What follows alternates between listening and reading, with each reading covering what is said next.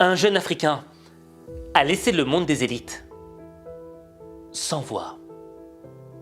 Il s'avère même que il les fait trembler de peur. Et tu vas comprendre pourquoi dans cette vidéo. En général, les gens qui n'ont jamais mis un pied en Afrique ont une vision de l'Africain qui est double. La première vision, c'est le roi lion. Les gens pensent, certains pensent, et je t'assure que c'est vrai, que les Africains, tous les Africains, vivent dans la savane et qui voient des lions, des gazelles, que le matin, quand le gars ouvre sa fenêtre, il y a une girafe qui peut rentrer sa tête. Bref, une vision Disney. La deuxième vision que les gens ont de l'Africain, c'est le pauvre petit Africain qui a faim, qui vit dans un pays qui n'est pas développé, qui vit dans un pays sans potentiel, où rien n'est possible. Mais moi, la vision que j'ai de l'Africain, c'est celle qui est illustrée par ce jeune homme. Je suis passionné des engins sportifs. Donc, ce sont des modèles qui me plaisent beaucoup. Mais défaut de moyens, je ne peux pas me le procurer. Donc, je me suis dit, je peux le construire. Et je me suis lancé dans la construction.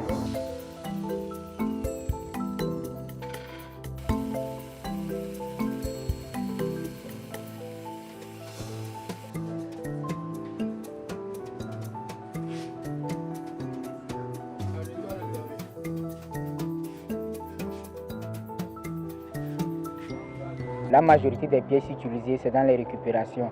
Donc, sur cette caisse, vous allez voir des pièces venant des bus. Il y a aussi des pièces venant des titans, des motos, des véhicules.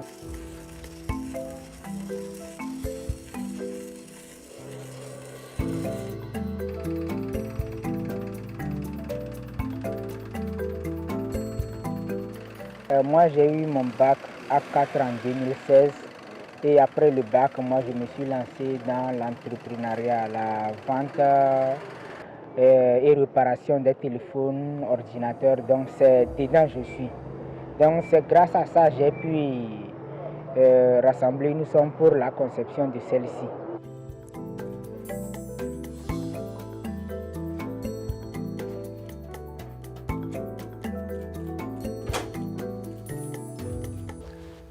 Quand je vois ce jeune homme qui me rend fier, je prends conscience qu'il existe deux types de personnes dans ce monde.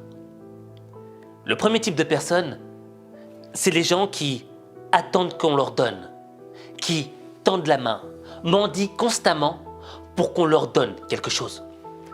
Et ça me fait penser à Gad Elmaleh, qui avait raconté une putain d'histoire qui, moi, m'avait laissé sans voix. Il y a un mec à Casa hier qui est venu me voir. Il m'a dit, Gad, je suis un grand fan de toi. Vraiment, c'est génial. Je te suis depuis longtemps. Maintenant, tu fais des tournées aux États-Unis. Là. On est fiers de toi. Je veux te demander une chose que je ne demanderai jamais à personne. Et j'ai rencontré des gens connus dans ma vie, Zama. Mais avec les autres, je ne demanderai jamais. Mais toi, Zama, je sais que je peux te demander. Je sais que tu es Zama Woudlblad ou Adab. Je lui ai dit, vas-y. Il m'a dit, s'il te plaît, achète-moi une voiture.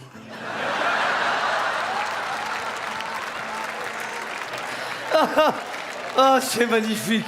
Écoute-moi, je te jure, je lui dis, assieds-toi, je veux te connaître.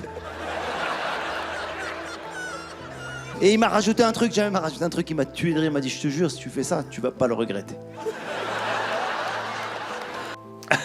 Tu vas pas le regretter. C'est incroyable, quoi. C'est drôle. Mais je sais que cette histoire est vraie et qu'elle existe. Parce qu'il y a des gens qui sont des assistés. Il y a des gens qui attendent qu'on leur donne. Il y a des gens qui sont devenus passifs dans leur vie. Ça me fait penser au fils de 50 Cent, qui réclamait à son père 6 700 $ par mois. Parce que 6 700 $ par mois, c'était le minimum pour bien vivre à New York. Et encore, c'était pas assez. Il s'en plaignait. Il voulait plus. Tu te dis, mais dans quel monde on vit? Et en regardant notre jeune ami africain, tu prends conscience que lui, il n'a pas attendu qu'on lui donne une voiture. Il voulait la voiture, mais il prenait conscience qu'il n'avait pas d'argent pour l'acheter.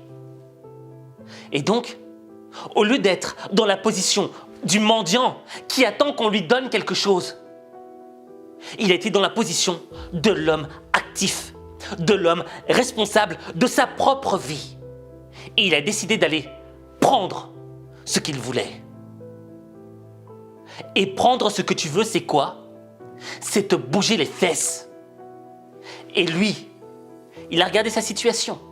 Ok, j'ai pas de thune pour l'acheter, mais j'ai fait des études, j'ai des connaissances, j'ai un peu de matos ici, j'ai un peu d'argent caché. Eh ben avec ça, je vais construire ma propre voiture. Et il faut du cran pour le faire.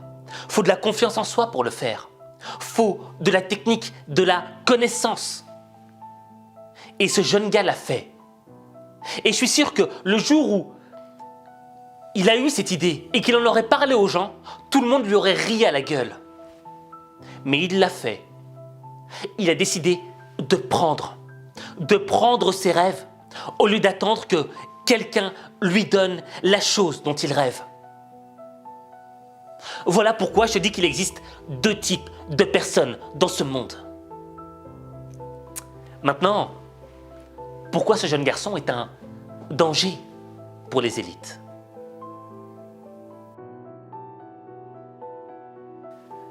Selon l'ONU, d'ici 30 ans, la démographie de l'Afrique subsaharienne va partir crescendo en augmentant. D'ici 30 ans, la population va doubler, passer de 1 milliard à 2 milliards.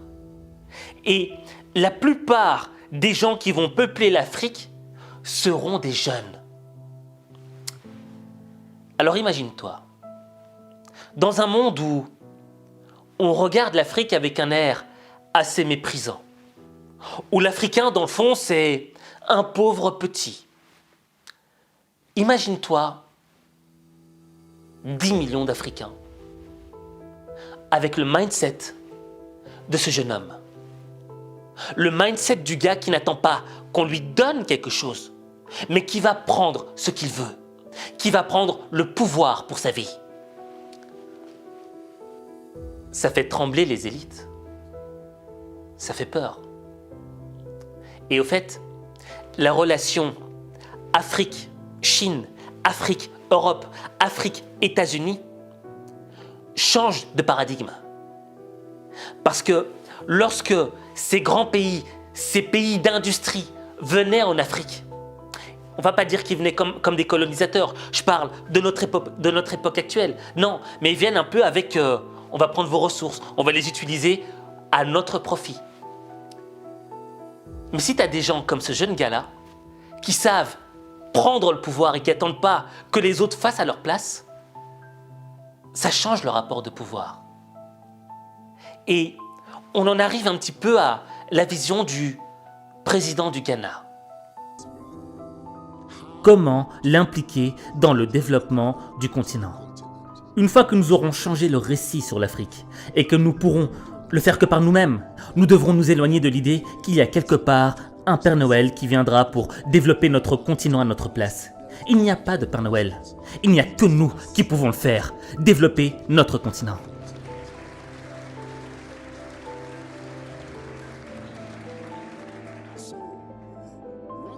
Donc, une fois que cette mentalité sera nôtre et que nous devrons le faire nous-mêmes, nos relations avec les autres deviendront d'autant plus structurées et ponctuelles que nous le voudrons.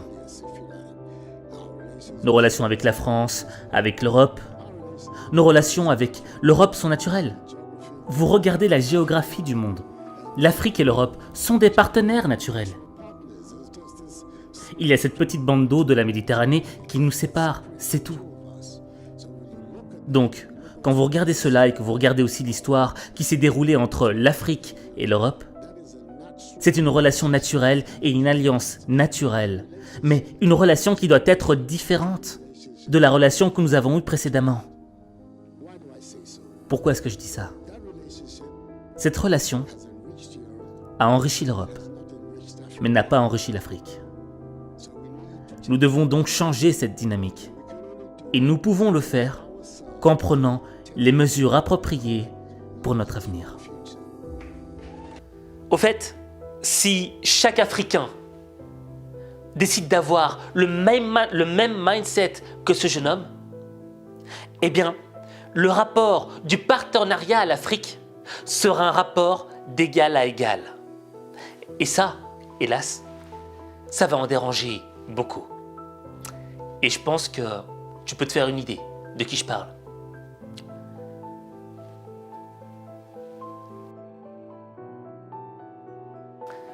Maintenant, que tu sois africain, européen, asiatique, américain, arabe, ce que tu veux.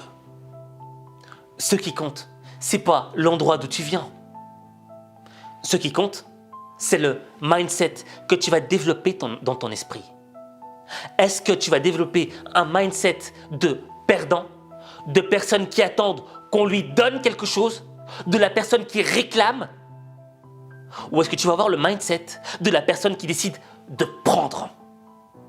prendre sa vie en main, de ne pas attendre que les autres lui disent « vas-y, fais-le ». Quand tu décides d'adopter le mindset des gens qui prennent, c'est là que tu vois que ta vie commence à se transformer. Mais ta vie, il n'y a que toi qui peux la transformer. Il n'y a que toi.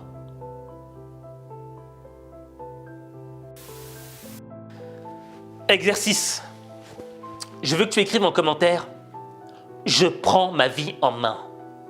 Je répète, je prends ma vie en main. En écrivant cette phrase-là, tu l'auras compris. Tu fais partie du camp de ceux qui décident de prendre, de ceux qui n'attendent pas qu'on leur donne. Tu fais partie des gens qui sont actifs. Tu fais partie des gens qui n'en ont rien à foutre du pays d'où ils viennent, de l'origine sociale d'où ils viennent. Tu fais partie des gens qui se bougent pour transformer leur vie. Alors écris en commentaire « Je prends ma vie en main ».